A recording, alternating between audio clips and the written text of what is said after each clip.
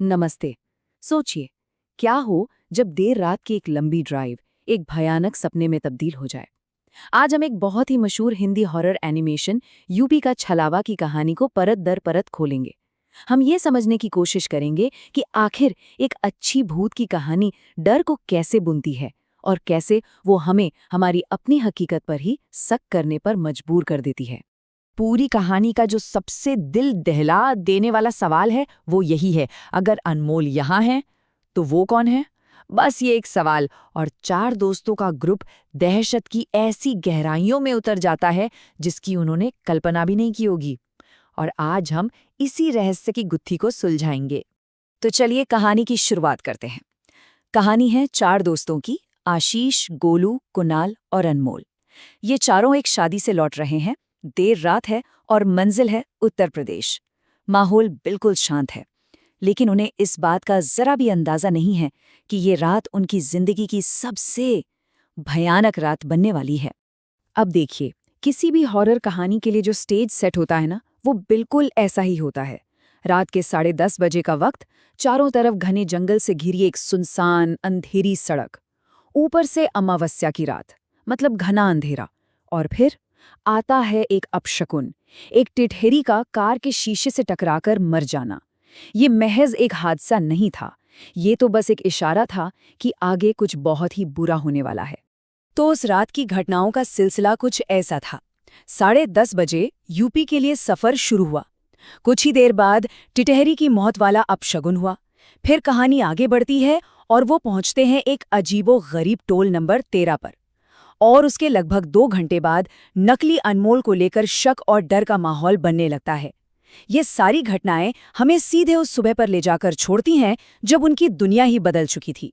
और बस यहीं से हकीकत और वहम के बीच की जो पतली सी लकीर होती है ना, वो मिटनी शुरू हो जाती है। उनके सामने अचानक एक टोल बूथ आ जाता है। एक ऐसा टोल बूथ जो उस सड़क पर कभी था ही नहीं। ये कोई मामूली टोल बूथ नहीं था। सोचिए, एकदम जर्जर हालत में, जिसकी दीवारें टूटी फूटी हैं, रंग उधड़ चुका है, और अंदर अंदर बस एक लालटेन टिमटिमा रही है और उसकी हल्की सी रोशनी में एक काली परछाई बैठी दिखाई दे रही है। मतलब उसका वहां होना ही अपने आप में बहुत अजीब और डरावना था। और यहीं पर कहानी एक साइकोलॉजिकल मोड़ लेती है। आशीष, गोलू और कुणाल तीनों को वो डरावना टोल बूथ साफ साफ दिख रहा है, लेकिन अनमोल जो नशे में धुत है, उसे कुछ नहीं दिखता सिवाय एक खाली सड़क के। अब वो मजाक उड़ाने लगता है और उसके दोस्त अपनी ही आंखों पर शक करने लगते हैं। यहीं से कंफ्यूजन और डर का खेल शुरू हो जाता है। आशीष जब पैसे देने के लिए हाथ बढ़ाता है तो अंदर से एक हाथ बाहर आता है जिसके नाखून तीखे और लाल रंग के हैं। वो हाथ आशीष को एक पर्ची थमा देता है और उस पर्ची पर जो लिखा है वो बहुत ही अजीब है। लिखा है, आखिरी टोल भुगतान पूर्ण, यात्रा समाप्त। ये कोई मामूली रसीद नहीं थी, ये एक तरह की चेतावनी थी। तो अब तक जो खतरा बाहर मंडरा रहा था, वो उनकी सबसे महफूज जगह, उनकी कार के अंदर आ चुका था। उस टोल बूथ पर जो कुछ भी हुआ, उसके बाद असली अनमोल तो सड़क पे ही रह गया और उसकी जगह कोई या कुछ और उनकी कार में आकर बैठ गया। तो सवाल उठता है कि ये चीज़ आखिर है क्या? देखिए, हमारी लोक कथाओं में छलावा एक ऐसी मायावी आत्मा को कहते हैं जो अपना रूप बदल सकती है।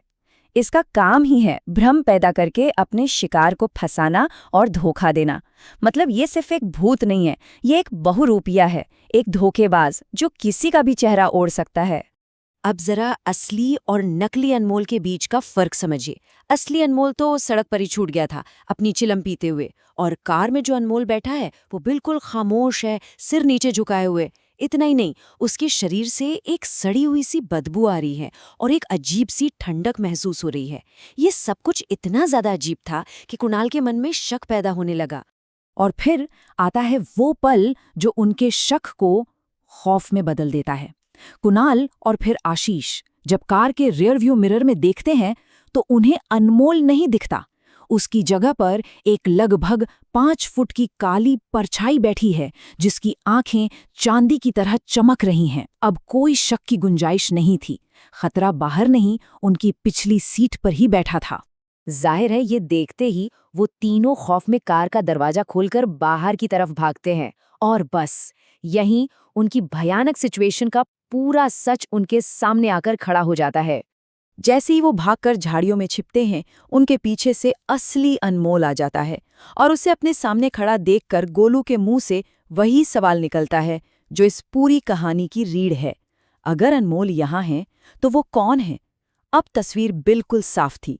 कार में बैठा वो कोई और था। उसी पल आशीष के दिमाग में एक पुराने वीडियो की बात कौंधती है।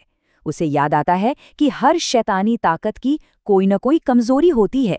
छलावा आपको सीधा सीधा कोई नुकसान नहीं पहुंचा सकता। वो सिर्फ उस इंसान का पीछा कर सकता है जिसके पास उसकी कोई चीज हो, और इस केस में वो चीज थी टोल बूथ से मिली वो पर्ची। तो अब उनके पास बचने का एक रास्ता था, एक प्लान था। पहला स्टेप ये समझना कि छलावा उस पर्ची से जुड़ा है। दूसरा ये जानना कि वो उसी का पीछा करेगा जिसके पास वो पर्ची है। और तीसरा और सबसे जरूरी स्टेप, उस पर्ची को खत्म कर दो तो छलावा भी खत्म। अब ये कहानी सिर्फ डर की नहीं बल्कि मुकाबले की बन चुकी थी। अब जब प्लान तैयार है तो दोस्तों के पास उस चीज का सीधा सामना करने के अलावा कोई चारा नहीं था। कहानी अब अपने क्लाइमैक्स पर पहुंच रही थी। वो सब वापस उसी टोल बूथ की तरफ दौड़ पड़ते हैं, लेकिन इस बार वो बूथ और भी ज्यादा पुराना और भी ज्यादा वीरान लग रहा है, जैसे सदियों से बंद पड़ा हो। उनका मकसद साफ था, अंदर रखी लालटेन से उस पर्ची को जलाना, और उनके पास वक्त बहुत कम था। जैसे ही आशीष लालटेन को हाथ लगाता है, अनमोल के रूप में वो छलावा एक ऐसी चीख मारता है जो इंसानी नहीं लगती, और वो उनकी तरफ दौड़ पड़ता है। उसकी चांदी जैसी आंखें अंधेरे में चमक रही हैं। एक पल के लिए आशीष डर के मारे सुन पड़ जाता है। पर्ची और लालटेन दोनों उसके हाथ में हैं।